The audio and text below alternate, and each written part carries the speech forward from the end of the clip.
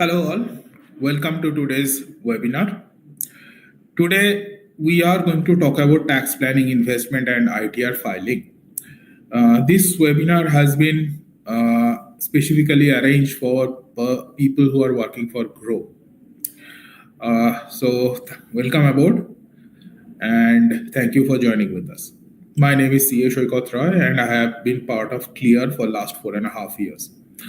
I have experience in international taxation as well as income taxation. Presently, I handle the internal tax team here at Clear.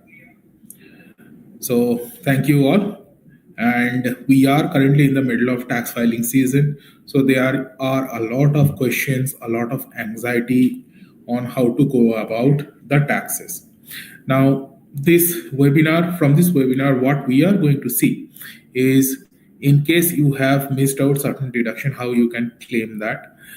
What can be the tax planning strategy for upcoming year and this year as well. Understanding these points, you will be able to understand your taxes for this year, tax filing this year, in a better manner as well. Further, we are going to go about understanding the new tax regime. What is the change? What are the change that has been brought under the new tax regime? And new tax regime has become the talk of town because of some of the changes that was made. And finally, we are going to see how you can file your income tax return very easily using the platform provided by Clear. Now, having understood the filing flow, or rather the flow of this webinar, let's look at the tax saving opportunities available. Now, certain items we are going to go through again. We are going to bust some myths as well. Now, for one of the most important strategy for tax saving is to understand what can be claimed as tax saving expenses and to what extent. Many of us are in the habit of making investment just for saving the taxes. However, if you look very closely, there are already certain expenses which you are already doing that can be used to save the taxes. So instead of going ahead and making those tax saving investment all over again so that you can take tax benefit, why not use the already existing expenses to its full potential extent? Now, we are going to talk about certain items which we all know. For example, house rent allowance. Now, house rent allowance, we all know. In case we are paying rent for our employment purposes and we are unable to occupy the house property that we own for our employment purposes, I can claim the amount of rent paid to a certain extent. However, many people understand, or rather, many people think that the amount of rent that I am paying, the entire sum of money can be claimed as house rent allowance, which is simply not the case. Now, depending upon the city that you are staying in, there are three figures you need to look to determine your house rent allowance deduction. Firstly, 40% or 50% of the basic. Now, 40% is applicable in case you are staying in a non-metro city. 50% of the basic is applicable if you are staying in a metro city. Now, metro city, in different terms of things, can broaden the horizon by a great extent.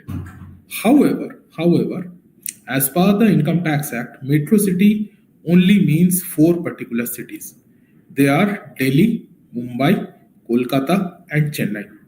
If you are staying in any other city, for example, if you are staying in Bangalore, or if you are staying in Pune, or Gurgaon, or Noida, those cities will not be falling under the metro cities. Therefore, 50% of the basic will not be forming part of HRA calculation. Only 40% of the basic will be forming part of the calculation. Second figure we need to see is actual amount of HRA that we are receiving. And third figure is actual rent paid minus 10% of your basic salary. Out of these three amounts, whichever is the lesser figure will be given to you as house rent allowance. Now, there are certain items, or rather certain points I would like to make it very, very clear. That is, at the time of submitting the rent receipt, in case the rent paid for the year is more than 1 lakh rupees, in that case, you are supposed to submit the PAN of the landlord. If the landlord is not providing the PAN, then you have to collect a declaration from the landlord so that you can show the actual higher amount. Therefore, it is very paramount that you collect the PAN of your landlord so that you can claim the actual amount of rent as house rent allowance.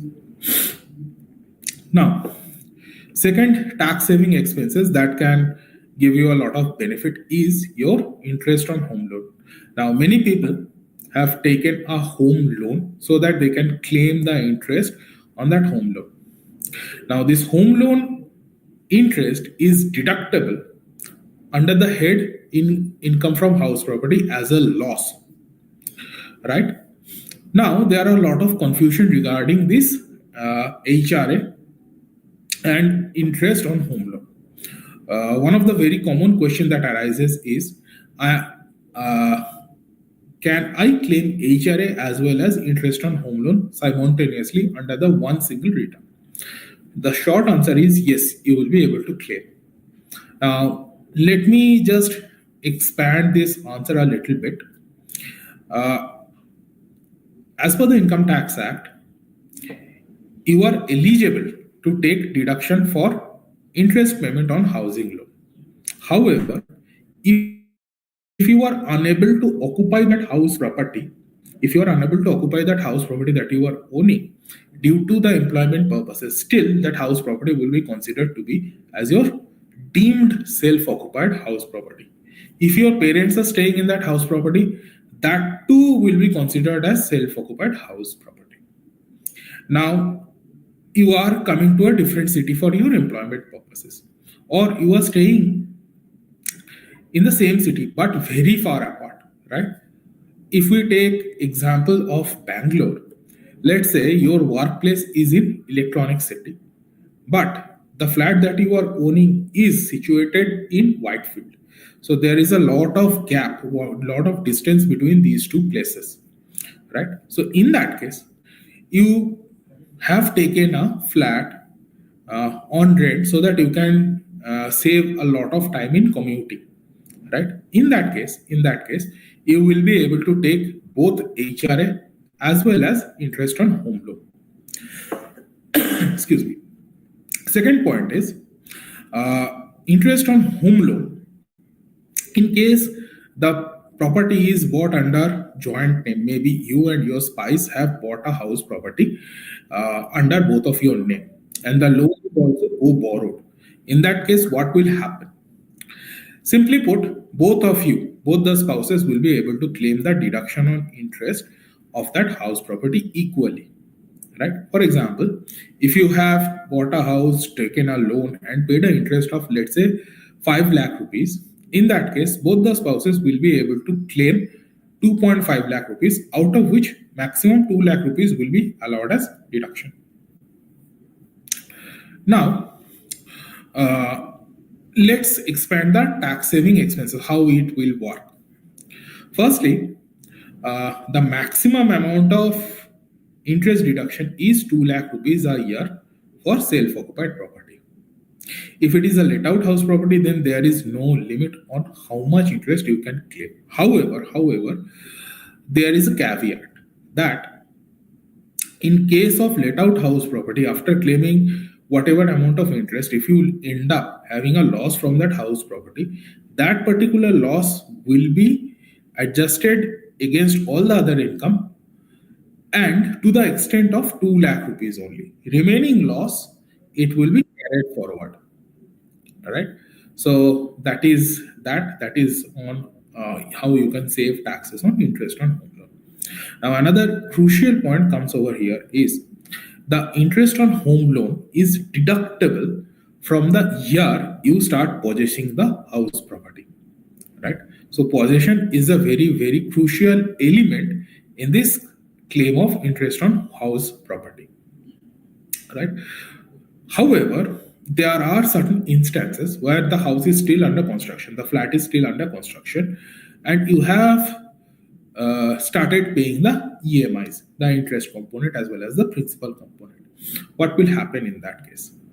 Now, in this scenario, whatever amount of interest that you are paying during the construction period, that will be accumulated. And once the house is completed, from that period onwards, that year onwards, whatever amount of interest you have paid, that will be allowed to you as deduction over a period of 5 years. Now, in these 5 years, you will be able to claim the interest amount equally. Again, a small caveat in this entire scenario is maximum 2 lakh rupees of interest you will be able to claim. Let's try to understand this with an example. Let's say you have taken the loan in the year 2020-21, financial year 2020-21, right? In that year, let's say you have paid 2 lakh rupees of interest. In 21-22, financial year 21-22, you again have paid 2 lakh rupees of interest. In these two periods, house was still under construction. In the financial year 22-23, that is the last financial year for which we will be filing the income tax return.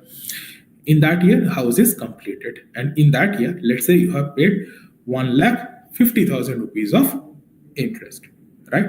So, at the time of filing your income tax return for financial year 22-23, you will be able to claim 1,50,000 rupees. That is the actual amount of interest you have paid in financial year 22-23. Plus, you have paid 4 lakh rupees for the year under construction. That 4 lakh rupees you will be able to claim over a period of 5 years in 5 equal installments. So that will be coming to 40,000 rupees. Yes, for 80,000 rupees, my bad, 80,000 rupees, right? So for financial year 22-23's filing, you will be able to claim 1,50,000 rupees plus 80,000 rupees, totaling to 2,30,000 rupees. However, the caveat kicks in over here. The maximum amount you can claim is 2 lakh rupees, right? Therefore, out of this 2,30,000 rupees of interest expenses, the allowable tax saving expenses will be 2 lakh rupees only. Remaining 30,000 rupees, that will go to waste. It cannot be used, right? So this is how the tax saving expenses of interest on home loan actually works. Excuse me. Now, if you are fulfilling certain criteria, then you can take additional 1.5 lakh rupees of deduction under section 80EA, which is over and above section 24B. Now, there are certain conditions, certain conditions that need to be fulfilled under section 80EA. Firstly, the loan should be coming from a banking institute. Secondly, the loan must be sanctioned between 1st of April 2019 till 31st of March 2022. Thirdly, and this is the most important point, the stamp duty value of this property should not be 45 lakh rupees. And finally, the loan should be taken to purchase first property of the assessee. So if the person in question has more than one property registered in his name, in that case, section 80EA benefit will not be allowed. Furthermore, there are a certain condition regarding square footage of that house property. Again, if you are staying in a metropolitan city in this case is completely different, right? It actually depends on the number of people staying in that city. Now, if the person is purchasing a flat or a house in a metro city, in that case, the house should not be more than 600 square feet. If they are purchasing the flat or house in a non-metro city, then it should not be more than 900 square feet, the carpet area of the house, right? So if you are fulfilling all these conditions, then most definitely you will be able to claim deduction under section 80EA, which is over and above 2 lakh rupees of limit under section 24B. Now, moving on. there is a section which we all know, which all understand, is section 80C. Now, 80C gives us a very broad spectrum under which tax saving deductions or tax saving investment can be claimed as deductions. Now, 80C, everything talked about 80C, there are a lot many items, articles, etc., etc., that talks about deduction under section 80C.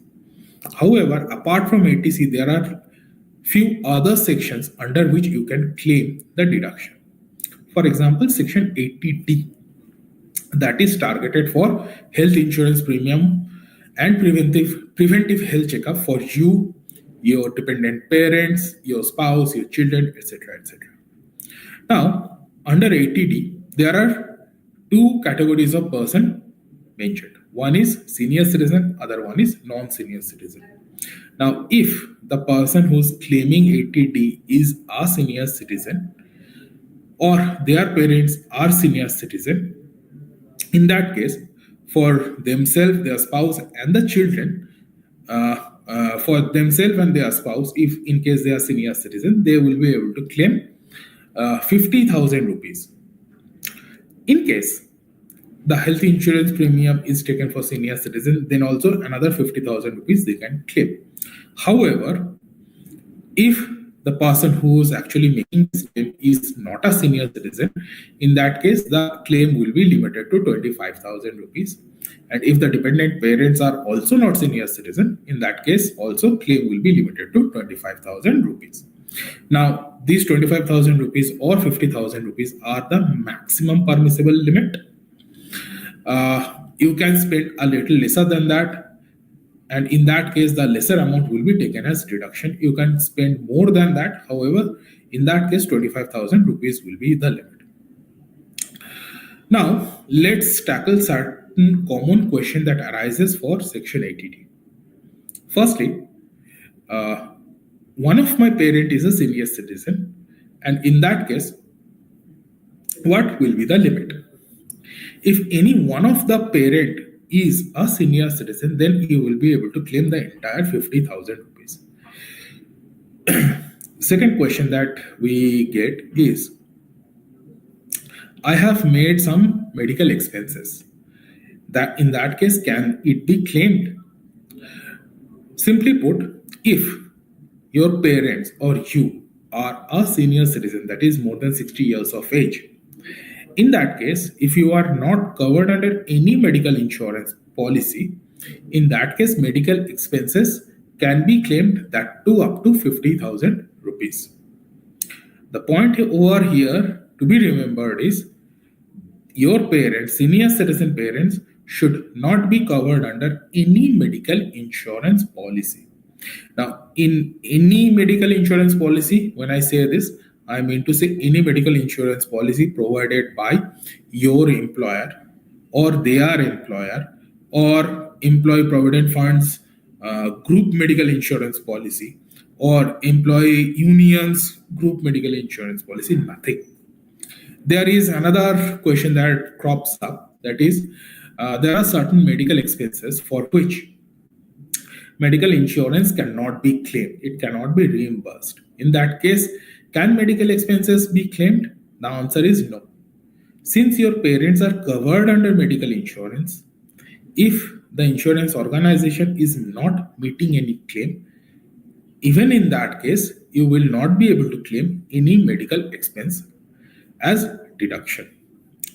Furthermore, for yourself and your parents, additional 5,000 rupees of preventive health checkup expenses can be claimed. Now, when I say additional, that means to say additional to the amount of medical insurance policy insurance premium that you have paid.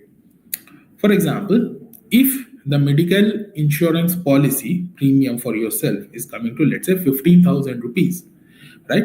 Still, there is an unused band of 10,000 rupees. In this scenario, if you have gone for any preventive health checkup, right, there are a lot of medical tests that is carried out by the renowned clinics, right? You may have gone for a lipid profile checking or sugar testing or something like that. In that case, those preventive health checkup, whatever the amount you have spent, up to 5,000 rupees, you can claim. That will be falling within the band of 25,000 rupees.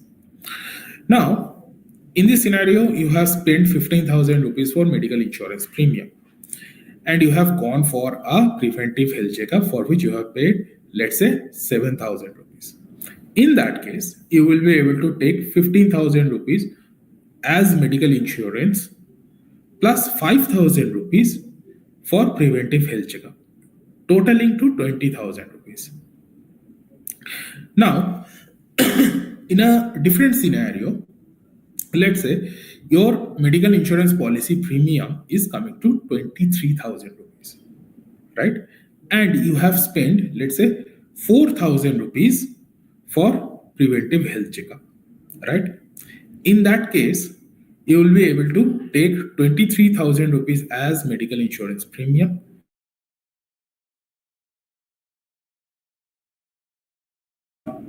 matching that will be meeting the maximum band of 25,000 rupees, and you will be able to claim the entire 25,000 rupees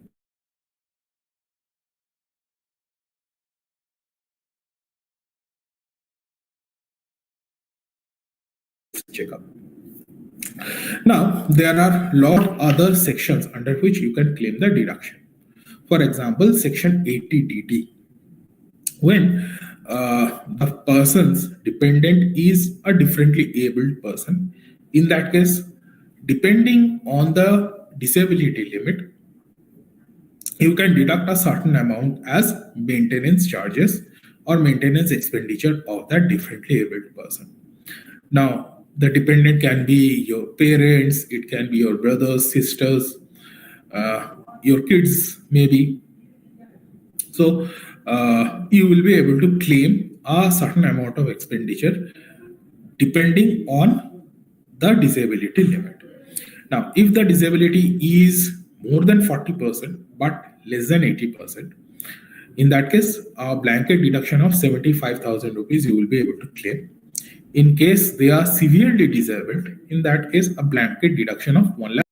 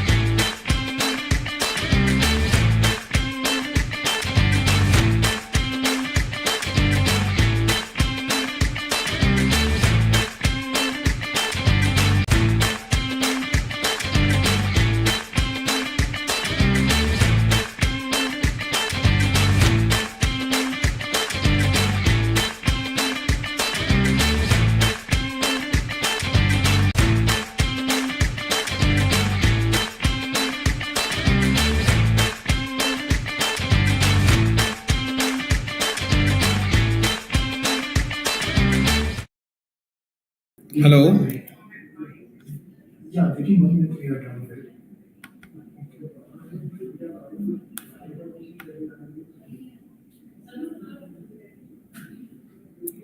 Available है तो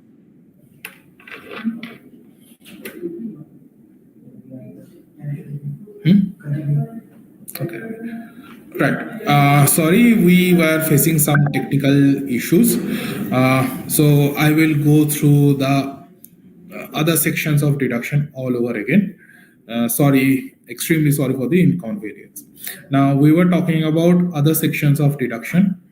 Uh, let's start from 80DD, that is differently abled dependent. Right.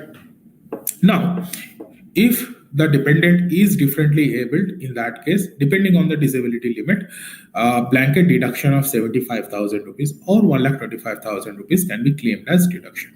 Now, if the disability limit is greater than 40%, it is more than 40%, in that case, blanket deduction of 75,000 is available. If the disability is severe, that is more than 80%, in that case, blanket deduction of 1,25,000 rupees is available.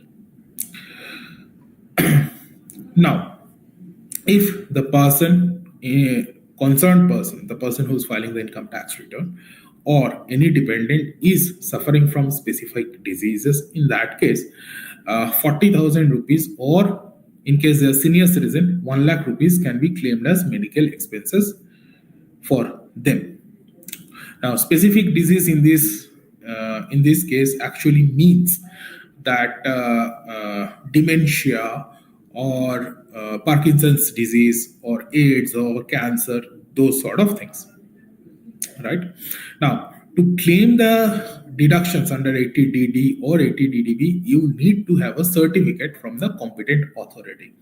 For 80DDB, you should be having some prescription or doctor's note governing, or rather stating that you were suffering from these diseases, and along with that, the doctor must be giving out his registration number and his recommendation as well.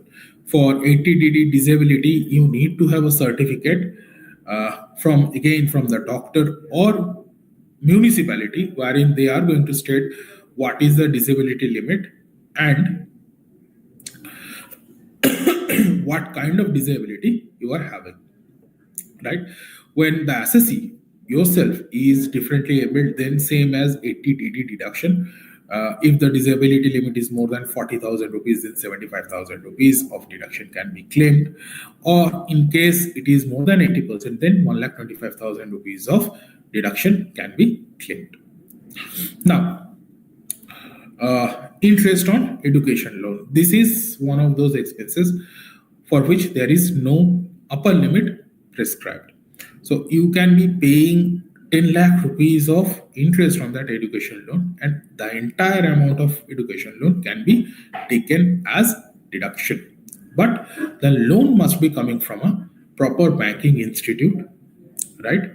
Or in case you have taken the loan from some charitable trust, they should be issuing a proper certificate for the loans. Now, if you have taken a loan, education loan from NBFCs, chances are you will not be getting any benefit for that education loan. The loan must be taken to undergo a proper recognized educational courses. It can be in India, the course can be outside India. When I say recognized course, I mean to say it should be recognized as a profession in India or abroad. So, if you are going for an MBA degree from any foreign institute, then most definitely it is a recognized course. Therefore, any loan you have taken, any interest you are paying on that loan can be taken as deduction. Maybe you are going outside India to pursue doctorate, right? That is also recognized. Therefore, you will be able to claim the deduction. However, there is a time frame. From the year you start paying the interest back, you start paying the loan. From that year onwards, and you can claim up till 8 years, right? So the year you started repaying the loan, that year plus for the 7 years you can claim the interest on education loan, totaling to 8 years. Now, if you are making a donation to some charitable institute or religious institute, then depending on the status of that institute, you can claim either 50% of that donation amount or 100% of the donation amount as deduction. Now, mostly the religious institute or charitable institute, they fall under the category of 50%, right? Now there are certain online NGOs that goes for crowdfunding, right? In those cases, until and unless they are providing a 80G certificate, any amount of donation that you are giving out cannot be taken as deduction.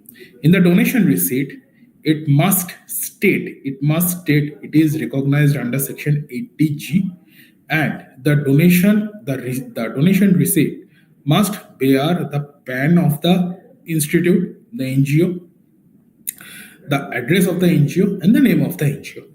Without all these things, the donation amount cannot be claimed as deduction. Now, 100% deduction status is assigned to very few chosen entities. For example, PM Cares Fund, right? Or if you are donating to Indian Army Benevolent Fund, right? Or Prime Minister Relief Fund or Chief Minister Relief Fund, Disaster Relief Fund. Those type of funds, if you are making the donation, they are eligible for 100%. Any other charitable or religious organization, mostly they are eligible for 50% of the donation amount, right? For example, if you are donating to any charitable institute, let's say 10,000 rupees, in that case, you will be able to take only 5,000 rupees as deduction. Furthermore, the donation must be made in banking channel. It must be paid through banking channel or electronic mode. It can be through debit card or credit card or UPI payment. It does not really matter. So long it is not cash, you will be able to take the benefit. However, if you making the donation in cash, maximum amount you can donate is 2,000 rupees, and you will be able to claim only 1,000 rupees as deduction. Moving on, right now we are going to see certain changes that has been brought under the new tax regime. Now, new tax regime has been talk of the town for last few months because there are certain big changes made in the new tax regime, which made the new tax regime a little bit more attractive. Now, the slab rates under the new tax regime has changed, right? So, prior years, the rate of tax used to change by 5% every 2.5 lakh rupees of income increase. Now, from this year onwards, every increase of 3 lakh rupees will result in increase of tax rate of 5%. So, after the after the budget of this year, the slab rates under the new tax regime looks like this. From 0 to 3 lakh rupees of earning, there is no rate of taxes, it is nil. From 3 lakh rupees to 6 lakh rupees, the rate of tax is 5%. From 6 to 9 lakh rupees of earning, the rate of tax is 10%. From 9 to 12 lakh rupees, it's 15%. From 12 to 15 lakh, it is 20%. And if your total taxable earning is beyond 15 lakhs, the rate of tax is 30%. Now, there is another huge change that has been made under the new tax regime, that is standard deduction, introduction of standard deduction. Now, prior to this year, standard deduction was only part of the old tax regime. But from this year onwards, standard deduction can be availed under the new tax regime as well. Therefore, you can straight away deduct another 50,000 rupees. That was previously not present under the new tax regime. Furthermore, under the new tax regime, now the new tax regime has been made as a default tax regime. Now, unlike previous years, you have to opt into the old tax regime so that you can take benefit of all the tax saving deductions. If you have taken the HRA, if you have taken the home loan, if you have taken the life insurance premium, ELSS contribution, if you have made those deductions, to claim it, you have to opt into the old tax regime, right? Because the new tax regime is now going to be the default tax regime. Therefore, if you are not selecting any tax regime at the beginning of the year, in that case, you will not be able to choose between the tax regime anytime during the year. You have to stick to the new tax regime. However, there is another form that has been introduced a few days back, which enables you to opt into the old tax regime. Now, this particular form has to be filed along with the income tax return in the next year's income tax return filing. However, as per the trend that has been going on, this particular form will be embedded in the ITR form itself. In case you are filing ITR 1 or ITR 2, in that case, this particular form will be embedded in ITR form itself, and quite possibly you are not required to file this particular form separately. Now, moving on, under section 87A, relief has been extended for new tax regime. Previously, under the new tax regime as well as the old tax regime, if your income was not crossing 5 lakh rupees, you are not supposed to pay any taxes. You are supposed to file your income tax return most definitely. However, if it is not crossing this 5 lakh rupees limit, you are not supposed to pay any taxes. However, this limit of 5 lakh rupees has been extended up to 7 lakh rupees under the new tax regime and new tax regime only. This extension has no place under the old tax regime. Therefore, if your earning is 7 lakh rupees, if your taxable earning is 7 lakh rupees, in that case, you are required to file your income tax return definitely, but you are not supposed to pay any taxes. Secondly, the marginal relief has been introduced under the new tax regime. Now, marginal tax relief is a very, very interesting concept.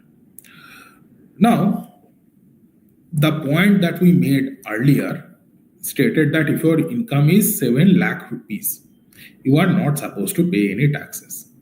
But somehow, if your income is 7.1 lakh rupees, right? If your income is 7 lakh 10,000 rupees, you needed to pay taxes on the entire sum of money, that is 7.1 lakh rupees, right? Now, if we calculate that, your taxability, your tax on that entire 7.1 lakh rupees would have come to 30,000 rupees, or rather 27,000 rupees, right?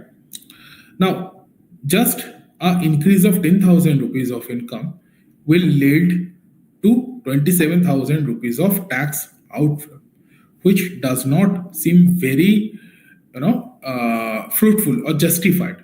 To nullify this effect, income tax department has introduced this concept of marginal relief, wherein it says your income, or rather your taxes, should not be more than your income, right? So instead of collecting entire 27,000 rupees from your taxes, income tax department is going to collect only the additional amount which is over and above the amount on which you are not supposed to pay any taxes. So in case your income is 7.1 lakh rupees, the government is going to collect only 10,000 rupees as taxes from yourself, right?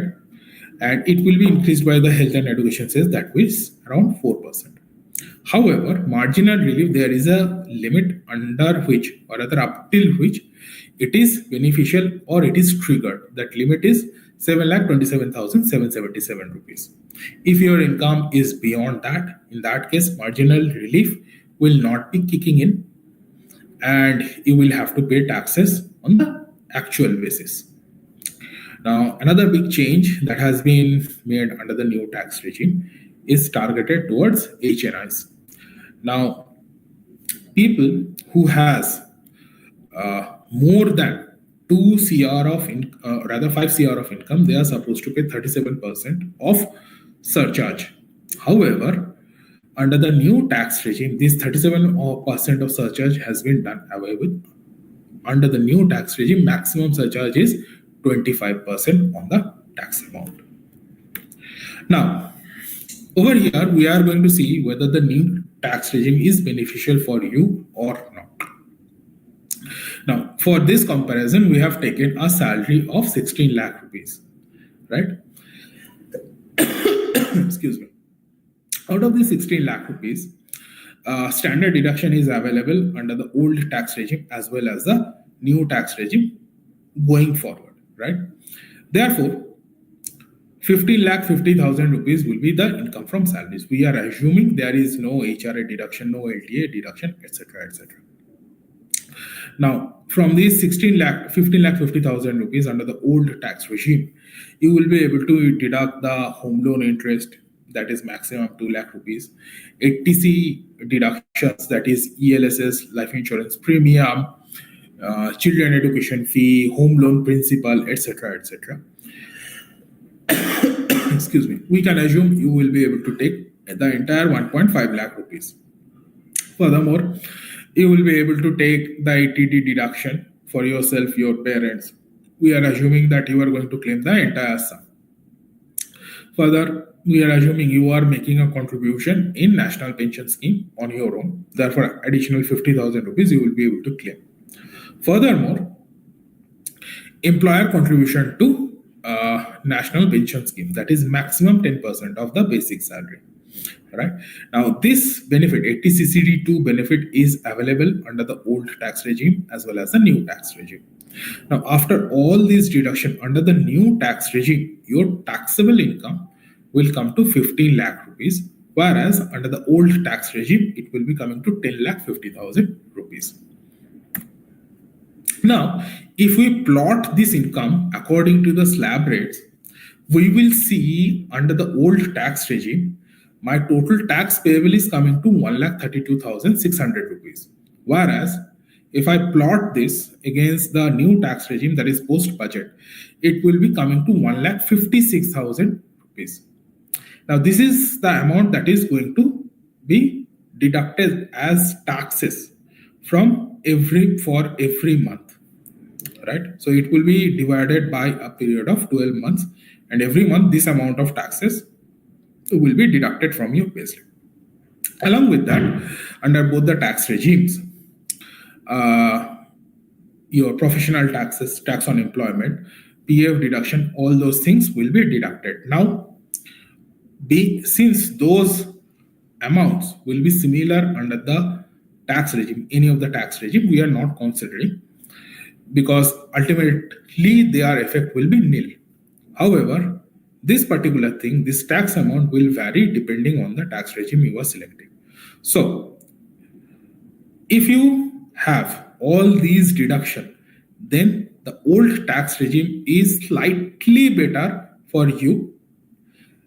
The new tax regime is not beneficial for you in case you do not have any such deductions, right? Therefore, if you are making all these deductions, if you are able to maximize this claim, in that case, the old tax regime is still slightly better than the new tax regime.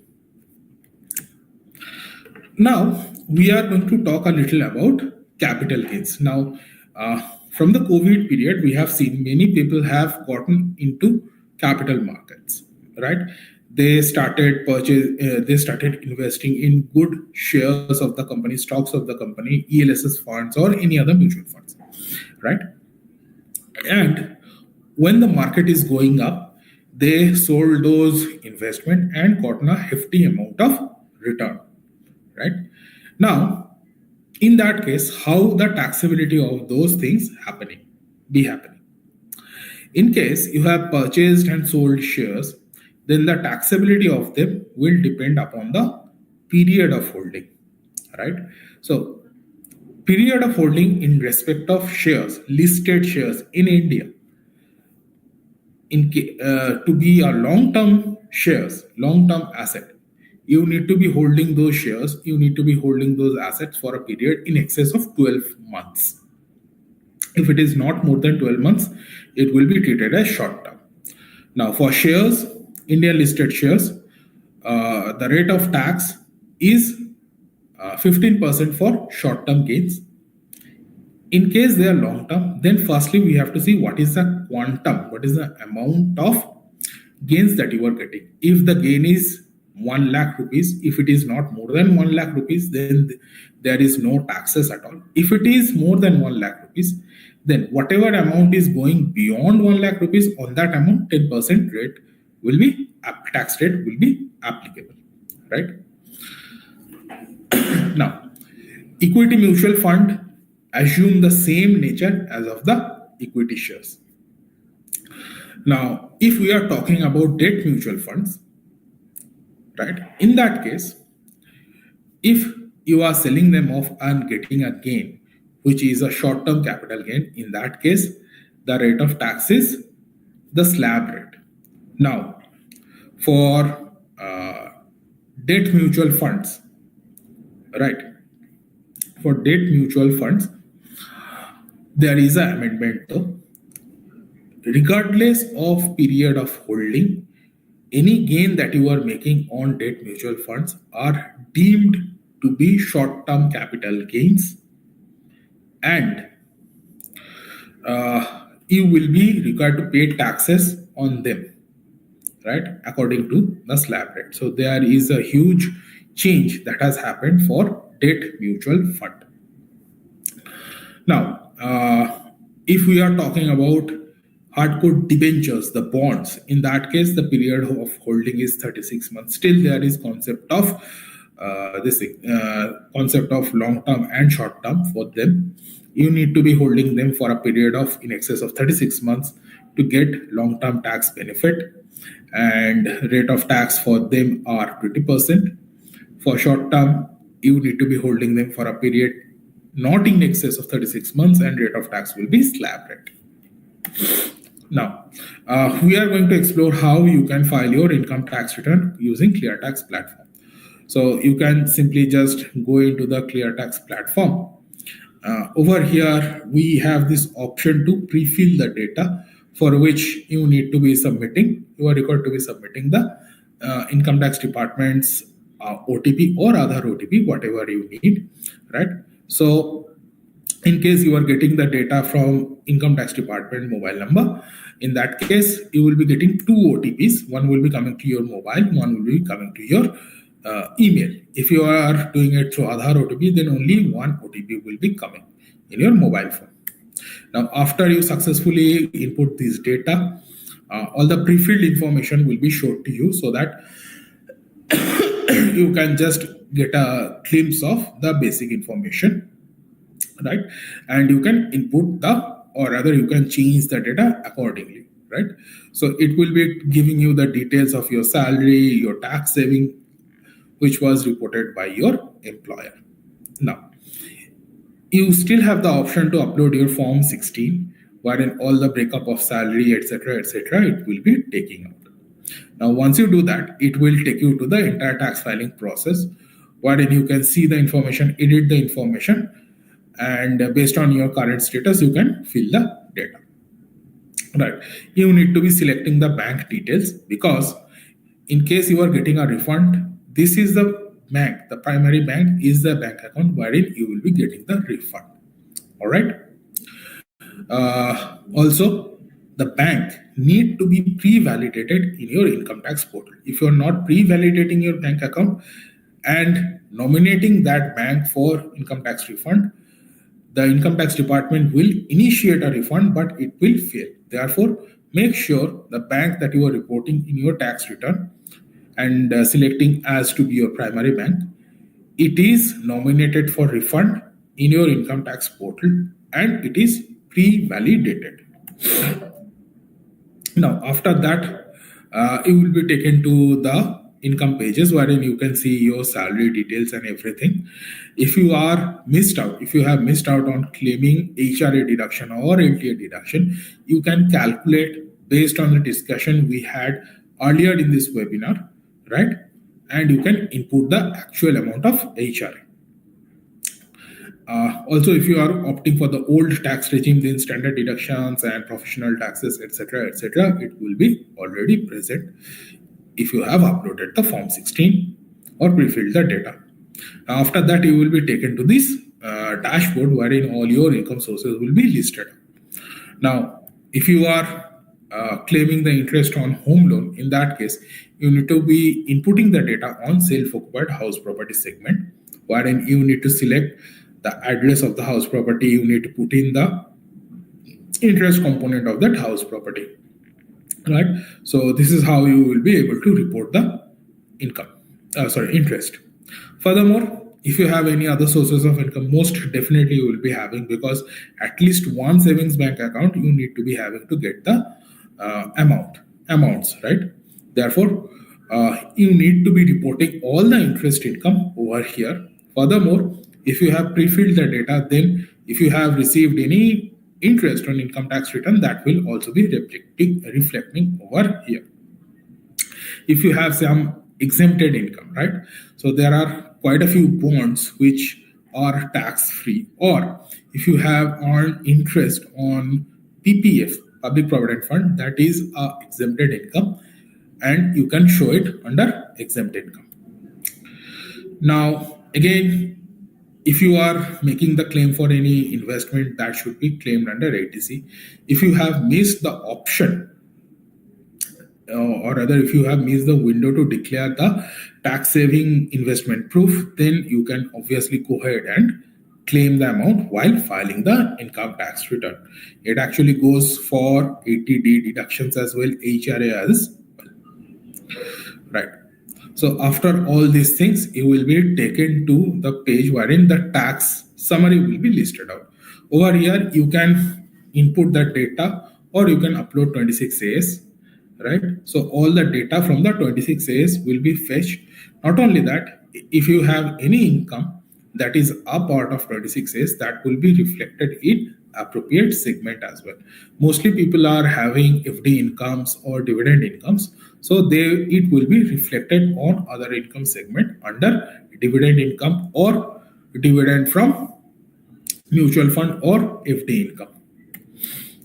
Now, if you are required to pay taxes, you will be required to pay that taxes. You need to be inputting the challan details over here in this particular segment, wherein you can pay the taxes, input the BSR code, the challan number, the date, etc., and file the income tax return. Furthermore, if there are certain conditions under which you need to be submitting in your income tax return, for example, if you are a director of any company in India, if you are a non-tax resident of India, if you are holding unlisted company shares in India, in that case, you need to be submitting certain details. Also, if you have paid taxes outside India, if you have foreign asset holding outside India, in that case, certain additional detail need to be inputted in your income tax return, which you can do it through this particular segment. Finally, it will be taking you to the last final page wherein you will be shown the tax summary, and based on your inputs, refund or tax payable will be shown to you, which will enable you to file the income tax return. Now, we are at the end of our session, and if you have any questions, do raise them so that we can pick them out and answer.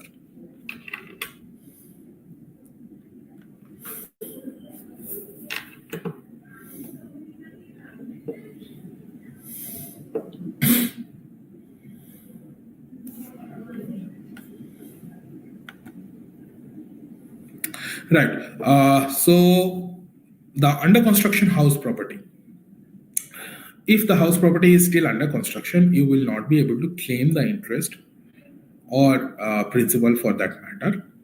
Once the house is completed, you will be able to claim the interest for that year, and whatever amount of interest you have paid during the construction period, one fifth of it.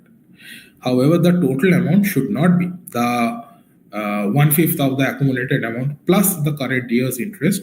These two combined together cannot be more than 2 lakh rupees.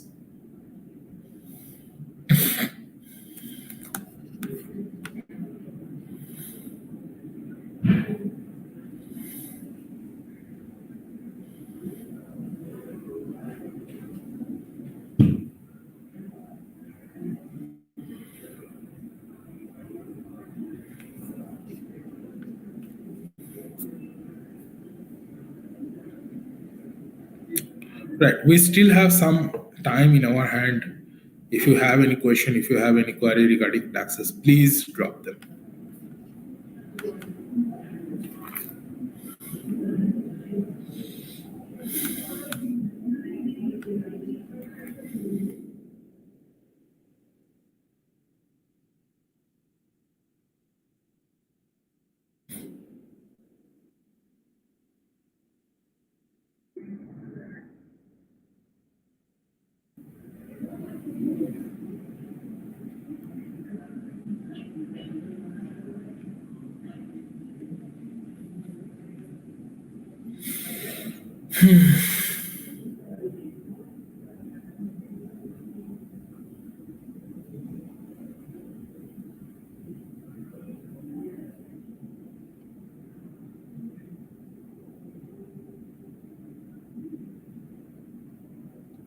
Right. If you have some freelance income, I'm presuming it is of the nature of consultancy, right? Maybe technical consultancy or coding or something like that. In that case, you can file ITR 4, right? Presumptive, you can take the benefit of presumptive taxation scheme, wherein you can show 50% of whatever fees you have made, whatever fees that you have received as your profit from the operation, and pay taxes on it.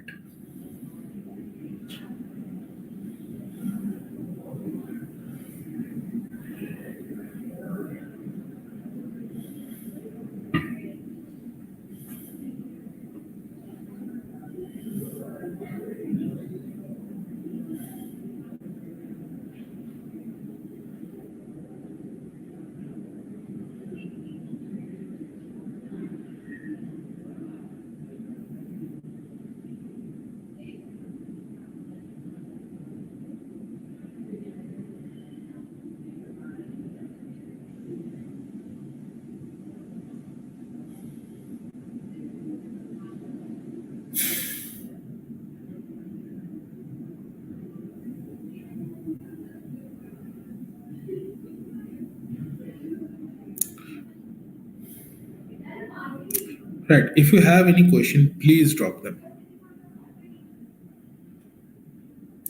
Well, if you are staying with your parents and if you want to claim HRA by paying rent to them, then yes, you can certainly do that. For that, again, yes, you need to have a rental agreement for that. Not only that, whatever amount of rent you are paying to your parents, they need to disclose that in their income tax return as well. And if need be, they are supposed to pay any taxes if required on them.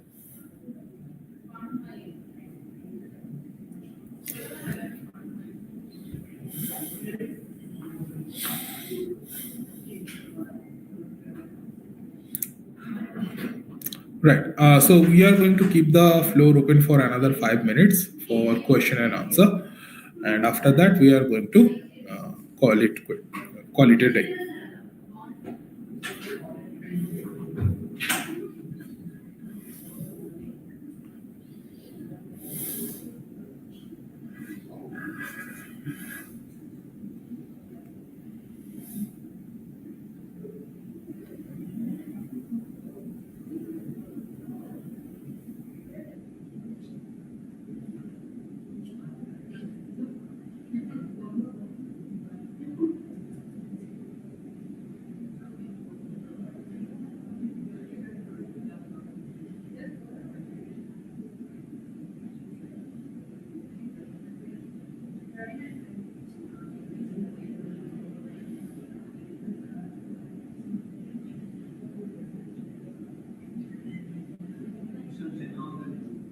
All right. So we do have created a curated plan for Glow employees. Uh, the link should be visible to your screen right now.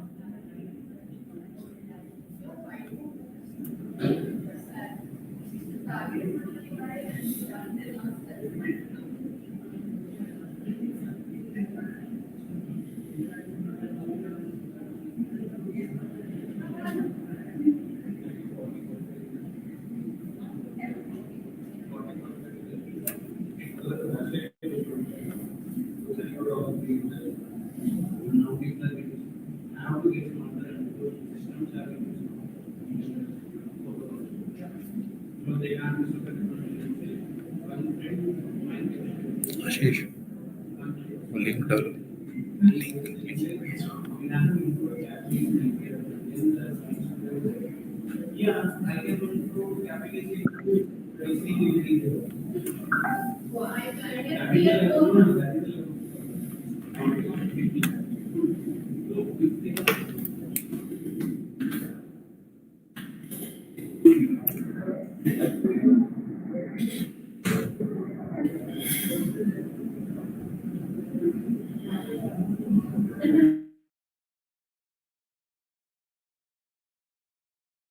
House property that you are letting out and getting some rental income.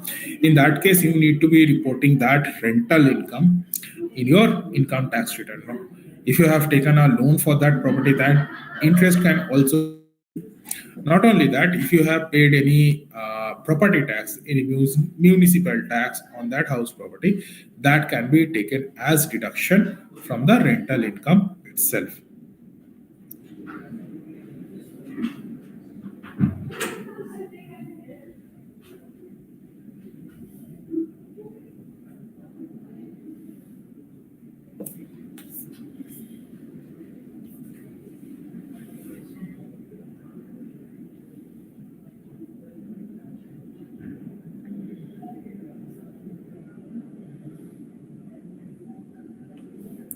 Right. We have another minute or so in our hand. So if you have any questions, please do drop them.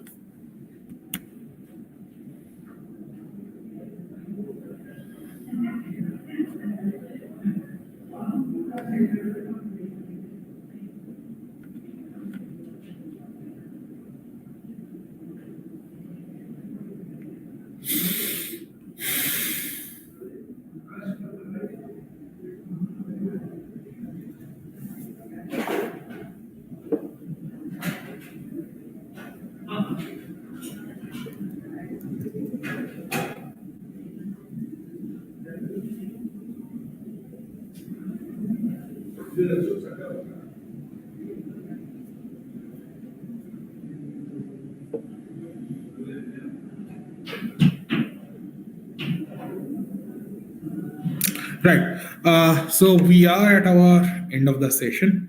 Thank you all for joining with us, and I do hope you have learned something from this session. And I will be hoping that you will be filing your income tax return within the due date, that is 31st of July 2022. Sorry, 2023.